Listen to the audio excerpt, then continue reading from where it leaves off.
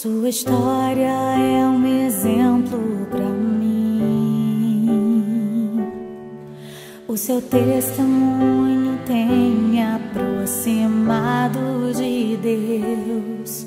Se eu viver mais de 80 anos, quero ser como você, pastor.